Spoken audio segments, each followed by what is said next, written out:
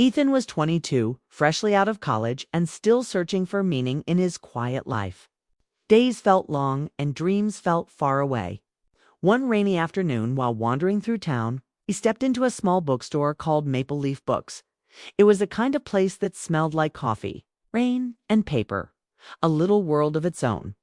Ethan wasn't looking for anything specific, maybe just a moment of calm. He didn't know that walking through that door would change everything. Behind the counter stood a woman absorbed in her work. Her hair was tied in a loose bun, a few strands falling across her face as she arranged books on a wooden shelf. When she looked up, her eyes met his, calm, kind, and deep. Like someone who had lived a few more stories than most people around her. Her name tag read Clara. Ethan smiled awkwardly, pretending to browse. "Looking for something special?" She asked, her voice warm, carrying that quiet confidence people earn with time. He shrugged, trying to sound casual. "Just something good to read." Clara studied him for a moment, as if she could already see right through the words he didn't say, that he wasn't just looking for a book. He was looking for something that made him feel alive again. She handed him a worn copy of The Bridges of Madison County and said, "You might like this one." Their fingers brushed when he took the book, and he felt a spark, not romantic. Not yet, but human, warm, and unexpected. Clara smiled faintly, unaware of the small storm she had started in his heart. Ethan thanked her, bought the book, and left. But something about her, her calm presence, her voice, that quiet sadness in her eyes stayed with him. The next day, he came back telling himself he wanted another recommendation. Then he came again. And again. Each visit turned into longer conversations. They talked about books, music, and the little things most people never notice, like how the world smells after rain. Or how some songs make you feel like you've lived 1,000 lives. Clara spoke with the ease of someone who had loved, lost, and learned to find peace in small joys. Ethan listened, drawn to her gentle wisdom and warmth. He started to notice the details. The way she tucked her hair behind her ear when she laughed. How she looked out the window for a few seconds before answering deep questions, as if searching for the right words in the air. Clara, on the other hand, saw something in Ethan too, a light she hadn't felt in years. He was curious, hopeful, untouched by the bitterness that time often brings. His presence made her remember a younger version of herself, full of dreams and fears. Nthales. One evening, when the shop was nearly empty, the rain started again, tapping softly against the glass. The sound filled the silence between them. Ethan sat on a stool near the counter while Clara sorted a pile of books. She looked up suddenly, catching him watching her. "What?" she asked with a small laugh. He smiled, embarrassed. "Nothing. You just seem different when it rains, like you belong in a story." Clara shook her head, amused but touched. "You're too young to say things like that," Ethan chuckled, "and you're too wise to believe I don't mean it." For a moment, neither spoke.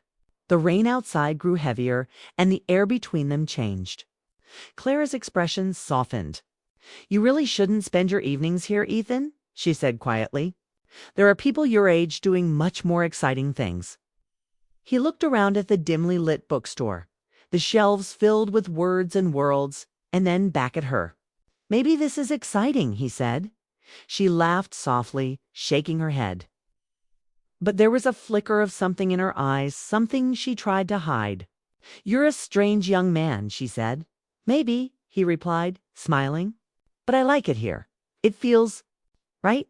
That night, as Ethan left, he looked back through the glass door. Clara stood there, holding a book in her hand, staring after him for a second before turning away.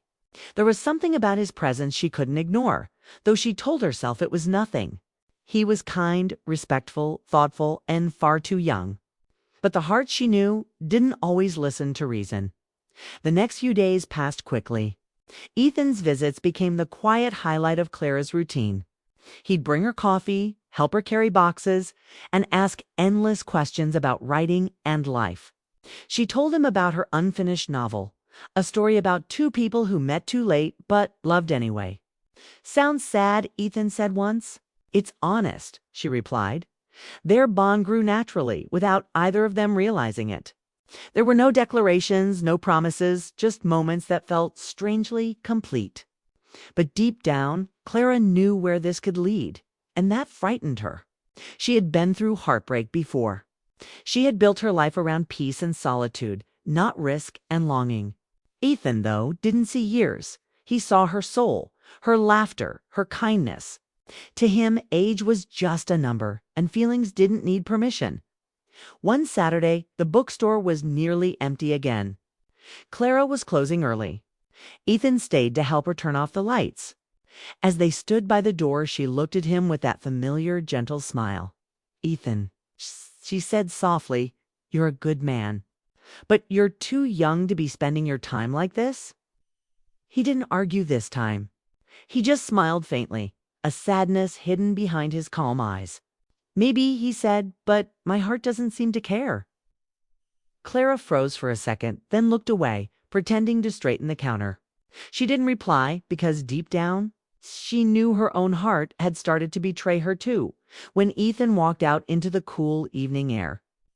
The world felt different, heavier, brighter, all at once. He looked back once more and saw her watching him from the window, her hand resting on the glass, her eyes unreadable. That night, as rain whispered against his window, Ethan opened the book she had given him, The Bridges of Madison County. A note fell out from between the pages. It wasn't signed, just a single line in neat handwriting. Some connections happen once in a lifetime, and that's enough. Ethan stared at the words for a long time, his heart both aching and alive. He didn't know what the next day would bring. But he knew one thing for sure. Something had changed in him forever. And though she had smiled and said he was too young, his heart had already made its choice. It had found something or someone it didn't want to let go of, even if it wasn't meant to be. Okay. Even if it was just a moment in time, it was real. And sometimes that's all a soul needs to feel alive. After that rainy evening, Ethan started visiting the bookstore even more often. Though neither he nor Clara ever talked about what happened that night, it became an unspoken rhythm between them. He'd walk in quietly. She'd look up and smile, and somehow the whole world felt softer. The air around them carried something fragile but beautiful, something neither dared to name. Their conversations grew deeper. They talked about their lives beyond the bookstore. Clara told him about her dream of finishing her novel, something she had started years ago but never found the courage to complete. Ethan shared his uncertainty about the future, how he wanted to do something meaningful. Even if he didn't yet know what that meant, she listened to him with the kind of attention that made him feel seen. Really seen. Clara was drawn to his innocence, not the naive kind, but the kind that believed in possibilities. Ethan, on the other hand, admired her steadiness, the way she carried herself with quiet strength. When she spoke, her words carried weight. She didn't try to impress. She simply existed with grace. One late afternoon, when the sun began to fade and the golden light filled the shop, Ethan found Clara sitting by the window, writing in a notebook. She didn't notice him at first. Her face was peaceful, focused, and there was a strand of hair tucked behind her ear that fell loose again. He watched her for a moment, memorizing the quiet beauty of it. "You're staring," she said, without looking up. He smiled. "Maybe you look like you belong in a painting." Clara laughed, shaking her head. "You really need to find people your age to say things like that too." "Maybe I already found someone," he said softly. Her laughter stopped. She looked at him, her expression suddenly serious. There was silence filled only by the ticking clock and the sound of a turning page. "Ethan," she said, her tone gentle but firm, "you're young. You think you know what you feel, but I do," he interrupted quietly. "I know it's not supposed to make sense, but I feel it anyway." Clara sighed. "You don't understand. I've lived longer, made mistakes, lost things. I know how these stories end." "Maybe this one ends differently," he said. She looked down at her notebook, not replying. Her heart was conflicted. There was a tenderness she couldn't deny the way he looked at her, the way he listened, the way his presence made her feel alive again. But every time she allowed herself to feel it, A voice inside reminded her of the years between them, of what people would say, of the quiet rules that hearts aren't supposed to break. A few days later, Ethan stopped by the shop with a cup of coffee for her. "Peace offering," he said with a grin. "For what?" she asked. "For making you think too much." Clara smiled despite herself. "You have a way of doing that." They sat together on the floor near the fiction section, surrounded by books and the smell of old paper. The world outside went on, cars passing, people hurrying, but inside time seemed slower. They talked about small things, favorite authors, childhood memories, little dreams. The space between them was close, but not too close. Their shoulders brushed. Neither moved away. When Ethan mentioned his plans to move to another city for work someday, Clara felt a small sting in her chest. She tried to hide it, pretending to focus on arranging books, but he noticed. "You'll miss me," he teased lightly. She looked at him and said softly, "Maybe I already do." Those words stayed with him. That night, Ethan couldn't sleep. He replayed every look, every word, every time her eyes lingered a little too long. He knew she was fighting it, but he also knew she felt something, and that was enough to keep him coming back. A week later, as Clara was closing the shop, Ethan showed up again, helping her with the last few customers. It was getting dark, and the street outside glowed under soft yellow lights.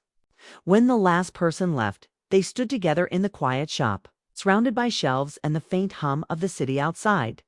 "Why do you keep coming back?" Clara asked, leaning against the counter. He met her gaze and said simply, "Because this is where I want to be." She smiled sadly. "You don't make things easy, do you?" He shrugged. "Maybe some things aren't meant to be easy." Clara walked toward the window, her back turned to him. Her reflection stared back at her, a woman caught between reason and feeling. She wanted to say it was wrong, that it wouldn't work, that he'd move on and forget. But when she turned and saw the sincerity in his eyes, all the words she wanted to say disappeared.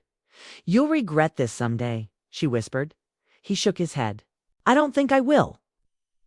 The honesty in his voice broke through her careful walls. For a second, she let herself imagine it, what it would be like to stop resisting, to let the heart lead. But reality came crashing back.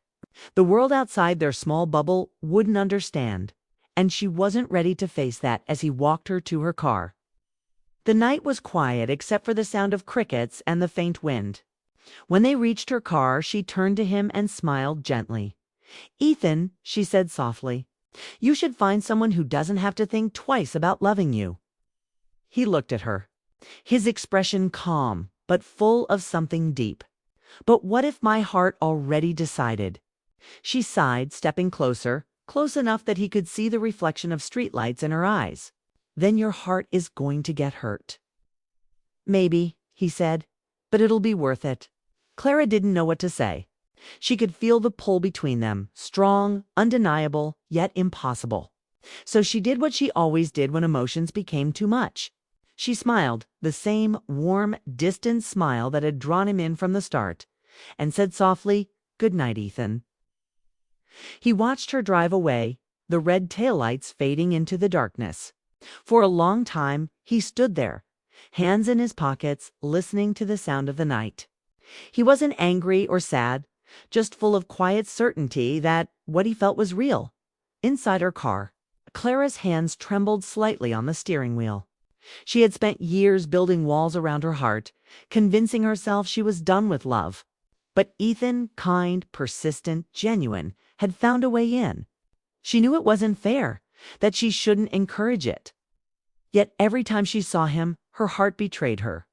When she got home, she sat on her couch, staring at the cup of coffee he'd brought earlier. On the side, written in his handwriting, were 3 words. "See you tomorrow." Clara smiled sadly, whispering to herself, "You shouldn't."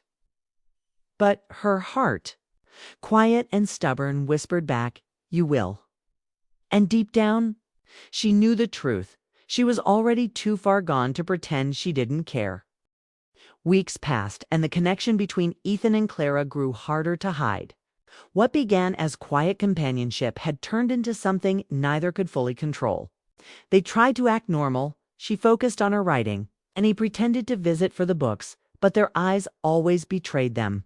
Every shared glance carried what their words refused to say. Clara had finished a few chapters of her novel, and Ethan became her biggest supporter. He'd sit beside her after work, reading her drafts, offering ideas, sometimes just keeping her company while she wrote.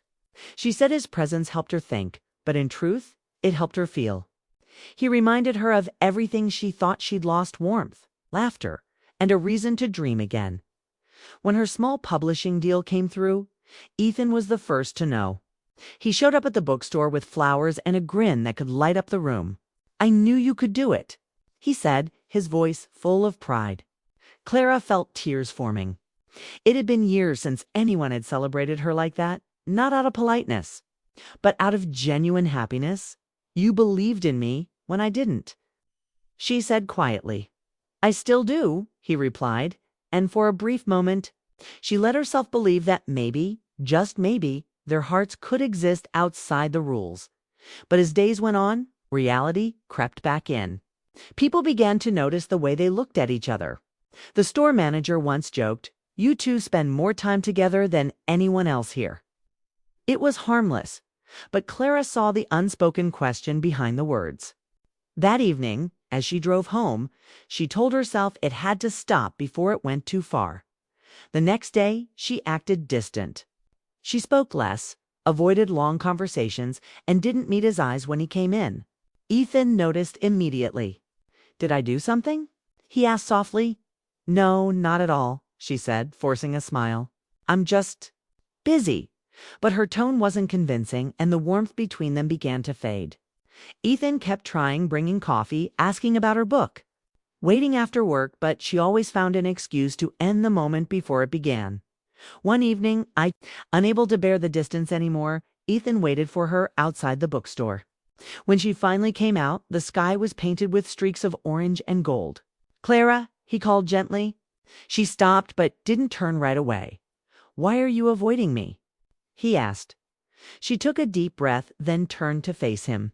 "I'm not avoiding you, Ethan. I'm protecting you." "Protecting us from what?" he asked. "From feelings. From people talking. From getting hurt," she said softly. "You think this is simple, but it's not. You're young. You'll move on, find someone closer to your age, someone who fits into your life better than I ever could." He shook his head. "You keep saying I'm young like it's a flaw, but I know what I feel. I don't care about what people think." Clara looked at him, her eyes tired but kind. "That's because you haven't learned yet how heavy people's words can be."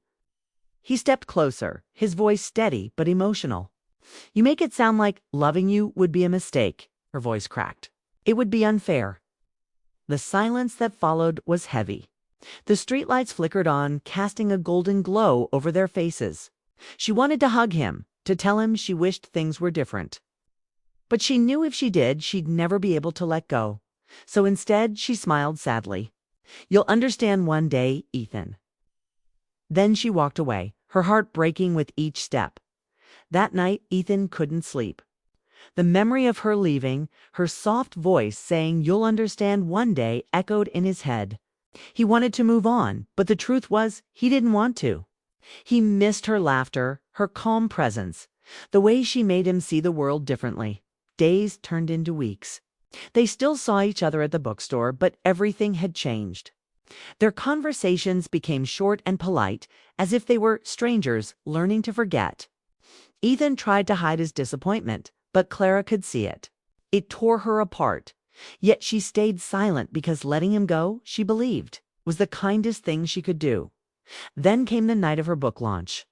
It was a small event at a local cafe. Clara had invited a few friends, co-workers, and, of course, Ethan. She didn't expect him to come after everything that happened. But as she stood on the small stage reading from her novel, she looked up and there he was, standing at the back, smiling with quiet pride. After the reading, he approached her, holding a copy of her book. "Will you sign it?" he asked. Her heart trembled. She took the book, opened it to the first page, and wrote, "Thank you for believing when I couldn't." When she handed it back, their hands brushed again. The contact was brief but electric. He looked at her and whispered, I still do." She wanted to say it back, to tell him that she still thought of him every morning, that he was the first person who made her feel alive again. But she stayed silent. Instead, she said softly, "Congratulations on your new job offer." He blinked, surprised. "You heard?" "Everyone at the store has been talking about it," she said with a smile. "It's a great opportunity. You should take it." Ethan understood what she was really saying. Go, move on. His throat tightened, but he nodded. "I guess I should." For the rest of the evening, they stayed near each other but didn't talk much. When the event ended, he walked her to her car one last time. The air was cool, the street quiet. They stood there for a moment, unsure what to say. Finally, Clara whispered, "You're going to do great things, Ethan. You'll meet someone wonderful, and you'll forget all about this." He smiled faintly. "Maybe, but I don't want to forget." She reached out, brushing her fingers lightly against his cheek, a gesture full of affection and finality. "You'll understand someday," she said again, this time more softly, as if convincing herself. Then she stepped back, got in her car, and drove away. Ethan stood there, watching the taillights disappear into the distance, the ache in his chest deeper than ever. That night, he packed his things for the move. As he closed the last box, he found the old book she'd first given him, The Bridges of Madison County. He opened it and smiled at the note inside. The words hadn't changed, but their meaning had. Some connections happen once in a lifetime, and that's enough. He realized she had been right. Some loves aren't meant to be held forever. They exist to change you, to show you what the heart is capable of, and then fade, leaving behind warmth instead of regret.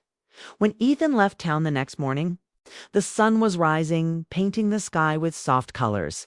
He didn't know if he'd ever see Clara again, but he knew one thing for certain: she had given him something rare and unforgettable, a love that taught him how to feel, and a goodbye that taught him how to grow. Months passed after Ethan moved away. The city he now lived in was busy, fast, and full of noise. Nothing like the quiet streets near Maple Leaf Books. He found a decent job at a publishing office, met new people, and tried to start fresh. But no matter how much he pretended to move on, Clara stayed in the corners of his mind. Sometimes it was her voice he'd hear when reading a novel. Sometimes her smile flashing through the crowd. And sometimes just the memory of her saying, "You're too young." He told himself it was just nostalgia. But deep down, he knew it wasn't. It was love, quiet, distant, but still alive. Clara, meanwhile, had also changed. Her book had done better than she expected. Readers loved her story, a bittersweet romance about timing and courage. She was invited to local events, interviews, and signings. On the outside, she seemed content, her confidence returning after years of self-doubt. But behind every achievement, there was a small ache she carried silently. She missed their conversations, his excitement, his belief in her. She missed how he looked at her, not as someone older or wiser, but as someone alive. Winter arrived, wrapping the city in cold silence. One December morning, Ethan got an email from a colleague. "We're attending the regional book fair this weekend. Big event, lots of authors. You should come," he agreed, without much thought. Books were still his comfort zone, and he could never resist a good fair. When he arrived at the fair 2 days later, the air buzzed with the chatter of readers and writers. Rows of booths filled the hall, each covered with colorful covers and banners. As he wandered between them, a familiar name caught his eye: Clara Bennett. For a moment, he froze. He hadn't expected to ever see her again, and yet there she was, standing behind a table stacked with copies of her new novel, greeting readers with that same calm smile he had never forgotten. She hadn't changed much. Maybe a little more confident, a little more radiant. Her hair was down, her voice steady, and her eyes still soft, still kind. Ethan's heart pounded as he walked closer, unsure if she'd recognize him. But when she looked up and their eyes met, the noise around them seemed to fade. For a brief second, it was just them again, like time had folded back. "Ethan," she said, her voice gentle, filled with surprise and something warmer. You look older. He smiled, trying to keep his emotions steady. And you look happier. Clara laughed softly, her eyes glimmering. I think I am. Life's been kind lately, he nodded, glancing at the stack of books. Looks like it. She handed him one. Would you like a signed copy? He hesitated, then nodded. As she opened the book and began writing, Ethan watched her hands, steady, graceful, still the same.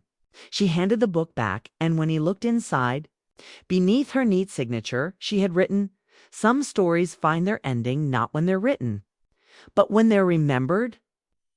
For a moment, he couldn't speak.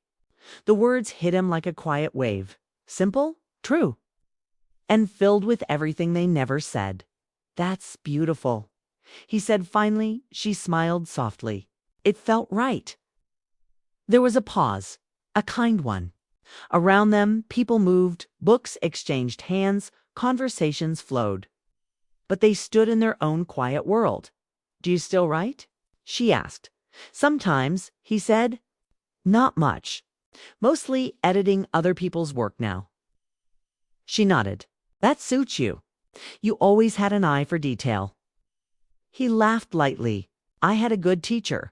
They talked for a few more minutes about life, books, little things. It wasn't heavy or awkward. It was calm, as if all the distance and silence had settled into peace. Still, there was a tiny spark beneath it. A memory that refused to fade completely. When another group of readers came to her table, Ethan stepped aside to let them through. I should go, he said quietly. Clara looked at him, her expression gentle. I'm glad you came, Ethan, he smiled. So am I. As he turned to leave, she called out, I always wondered if your heart finally listened. He looked back, meeting her eyes one last time. It did, he said softly, but it never forgot. She smiled, and for a second, the past came rushing back. The bookstore, the rain, the late-night talks. But this time, it didn't hurt. It just felt complete. Outside, snow had begun to fall, light and soft. Ethan walked down the street, the cold air stinging his face, the signed book tucked under his arm. He opened it once more, reading her message again and again.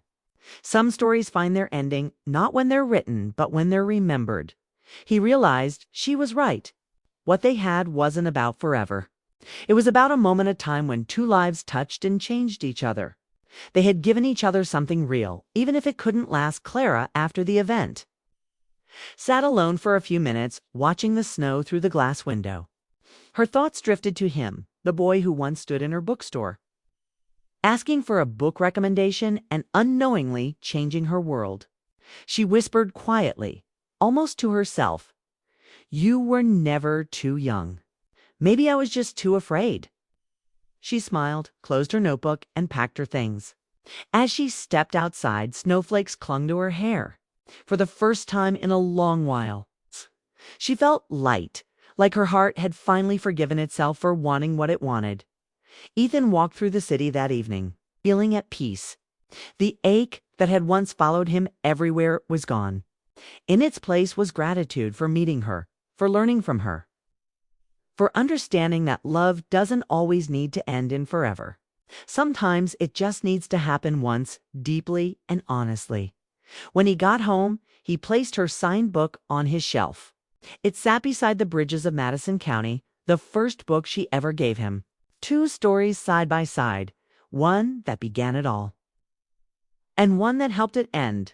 As the night grew quiet, Ethan sat by the window, watching snow cover the streets below. He smiled, whispering to himself. She smiled and said, You're too young. But my heart didn't listen. And for the first time, those words didn't sting. They felt like a memory, one that would stay gentle and beautiful, untouched by regret. Because some people don't stay in your life forever. They stay in your heart, quietly, where time can't take them away.